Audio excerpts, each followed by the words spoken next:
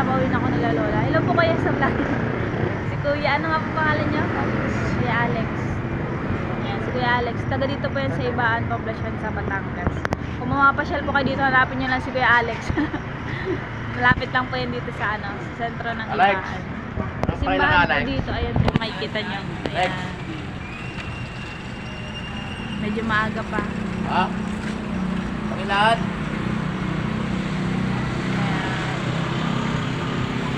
So, tamang hintay ako ng sasakyan.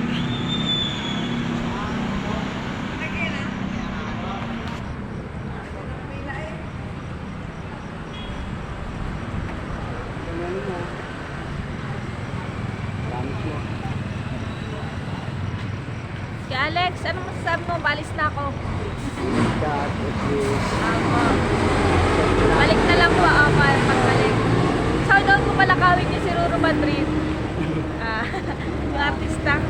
Malapit ko nang ma-meet sa siguro ano. Pero matutuloy na yan kasi medyo na ano lang. Ayun. Noodin niyo pa yung vlog ko tsaka yung mga ano. Ayan. Mag-scout po kasi kami sa Bicol. Okay. Salamat po. Ang sarap po pala kuya dito Alex nung tamales niya ano. Yun yung ano na pagkain dito sa Batangas. Tamales tsaka ano pa nga yun. Mga pagkain niya dito. Yung produkto niya ng Batangas. Iba-ibang pagkain. Nakabili nga ako na pasalubong ko pala Lola. Naingat po sa akin mga viewers. So sa mga traveler po dyan, ingat-ingat po kayo sa biyahe. Gisingan nyo ng maaga para makauwi kayo ng maaga din. Tsaka safe kayo sa biyahe kasi pag gabi mas ano po yung delikado. So pag umaga mas maganda. Tsaka maganda yung gising niya. Yan, ingat kayo mga viewers. So wala po ako na-vlog dito sa Batangas masyado kasi busy ako dito. Apo. Mga ano oras po kayo dadaan sa sasakyan? Ano? 5. Sakto paliwanag na oh. Tignan niyo yung langit. Medyo blue lang. Apo. And mga viewers, kung magbabiyahe kayo or mag-travel, bisitahin niyo ang Batangas. Huwag niyo kalimutan ang bayan ng Batangas. Ayan, maganda po dito mamasyal. Meron po ditong ano, marami ditong pasyalan. Meron sa Lipa, may mga sa Rosario. Iba po yung lugar nila dito. Nakabisita na po ako dito ay. Nagbibiyahe po ako dati minsan. Sumira po kasi kami dito dati. Ayan. Dahil dyan, naghihintay na ako ng sasakyan. Pauwi na. So, good luck sa Bicol. Doon na muna ako sa Bicol.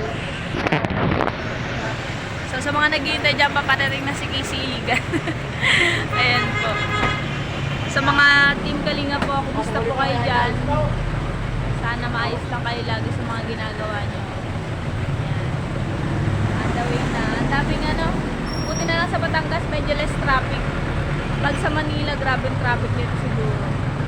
Pero syempre pag umagang benefits ng umaga at saka magang gising is walang traffic. Ayan. So gumising na po kayo ng maaga dyan lahat. Ayan. So waiting tayo. Ayan po, meron po ditong maliit na ano, public market. Ang ganda po ng public market ng Ibaan. Ayan po. Makikita nyo po yung bulletin nila sa taas. Tingnan nyo po. Lomi at tamales yan. Sa taas.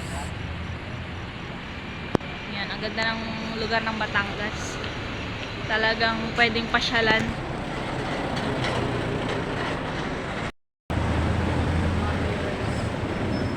Kuya Alex. Librado. Charot.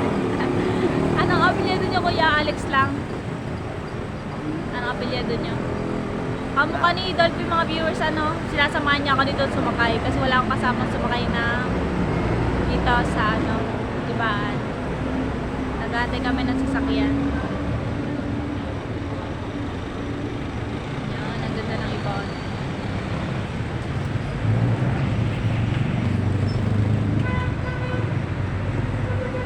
So Lola, pauwi na ako. Ayan na. Hinihintay niya na si Casey. Na-miss niya ako agad. Miss ko na din kayo. Yun lang sa inyo. Apo, bisita po kayo dun sa Bicol sa Labo. Labo. Apo, Labo. Bisita po kayo dun. Dalahin niyo yung sasakyan niyo doon. Magbiyahe kayo. Pagka nakarating na sa Irigan naman. Apo. Sa Iriga? Saan ka po yun? Camarines Sur? Sa Irigan, sa may bato daw yun eh. Ay, Bato. Hindi ko po alam yan. Pero mukhang ano yun eh. Parang doon po nagtrabaho dati ang papa ko. Sa Iriga.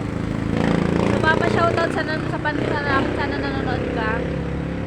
Alam ko nanonood ka ng mga views ko. Ayan. Birthday nga pala, shoutout po pala kay Papa Randy Iligan ng yan, happy birthday